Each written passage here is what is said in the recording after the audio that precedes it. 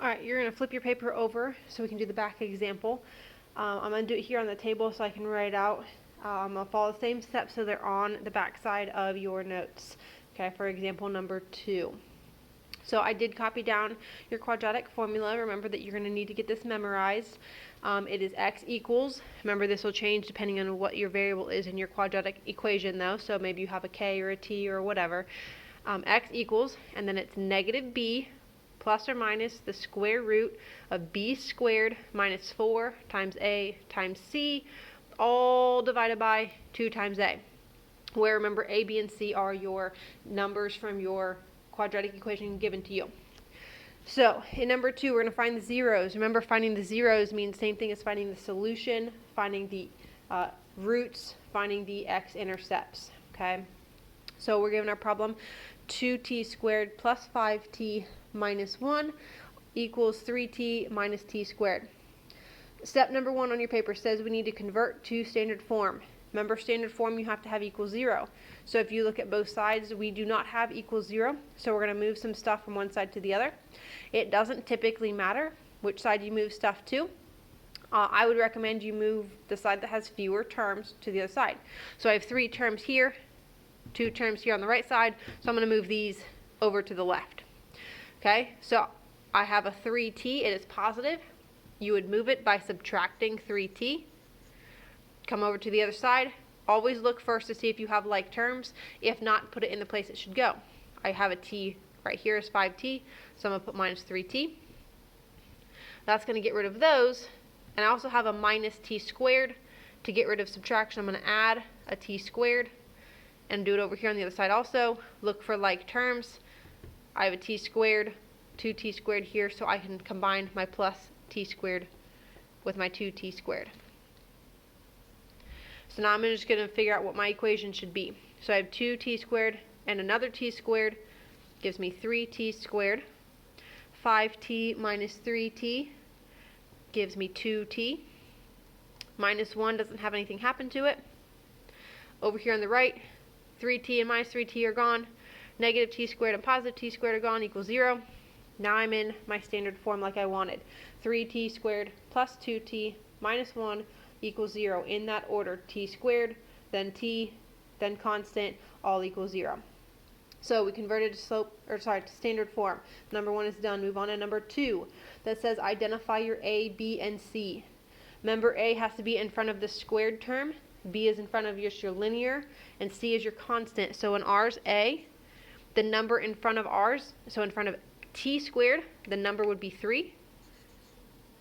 B is the number in front of your linear, or just t, so for us it is 2. C is your constant, which for us is negative 1. So a is 3, b is 2, c is negative 1. Step number 3 says we need to substitute our a, b, and c values into our formula correctly. So remember, here's our formula. So to write it all out, I'm going to take the negative, and then I'm going to plug in my b value. So I'm going to take t equals, because that's what I'm solving for, is t, negative, and then my b value, I'm going to plug in a 2, because b is 2. Then I have a plus or minus, and then square root, plus or minus, and then a big square root, b squared, and you're always, since you're going to square it, you're going to plug your b value in instead of parentheses, so I'm going to take 2, then squared, minus 4 times a times c. So minus 4 times a is 3 times c is negative 1. And then all of that gets divided by 2 times a. So a big division, 2 times a was 3. So make sure you have your t equals, but then there's what it should look like. Pause the video and get that copied down if you need to. That is step number 3. Step number 4 says we're going to simplify 3 things. We're going to simplify the negative b, which is right here. I have a negative and then a positive 2. So it's like I have negative 2. Then I'm going to keep the plus or minus. You're going to keep the square root. You're not going to do anything with that. Next thing you're going to simplify, and you're going to pause the video so you can do this on your own, everything underneath here. So not the square root, just 2 squared minus 4 times 3 times negative 1. So go ahead and get a calculator, and you're going to simplify that. You should have gotten an answer of 16. The last thing we're going to simplify, do our division. We're going to simplify our 2 times a, which we get 6. That's step number 4. Step number 5 says we are going to take the square root. So I'm going to keep my negative 2. I'm going to keep my plus or minus. Now I'm going to square root 16. So same thing, go ahead and plug that in your calculator if you don't know the answer. Don't just take my word for it. I need you to do it for practice to make sure you know how to get the right answer. When you take the square root of 16, you hopefully got 4. If you didn't, call me over, call your teacher over, so we can figure out why. Keep your dividing by 6. Next step, number 6, says we're going to split it into our 2 fractions. Remember, we have a plus minus sign. So my 2 fractions, one time I'm going to add, one time I'm going to subtract. So I'm negative 2 plus 4 in this fraction, all divided by 6. And I'm going to have my other fraction, negative 2 minus 4, all divided by 6. So one time you should have a plus, one time you should have a minus. Now we're going to simplify our numerators in number 7. So you're going to simplify negative 2 plus 4.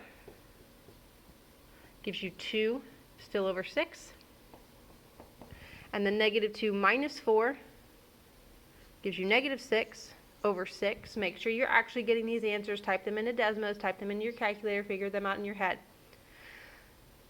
The last step to get our answers is to do our division. At this point, you don't have any decimals, so your answer should stay a fraction or turn into a whole number. Do not put your answer as a decimal. If you had decimals in your fraction, you would get a decimal answer. No decimals means fraction or whole number answer. So 2 is not divisible by 6, so I'm going to reduce it to 1/3. My other answer, negative 6 divided by 6, reduces nicely to negative 1. Those are your 2 answers. 1/3, negative 1. Now you're going to pause and you're going to check in Desmos. You're going to make sure that these are the correct x-intercepts. You are going to have to replace in your equation back up at the very, very beginning. Let's come all the way back up here. This equation back at the very beginning before we moved anything. You're going to type that into Desmos, but you need to replace all of these t's with x's to check your answer. To check to make sure that 1/3 and negative 1 are the correct x-intercepts, correct roots, correct zeros, correct solutions.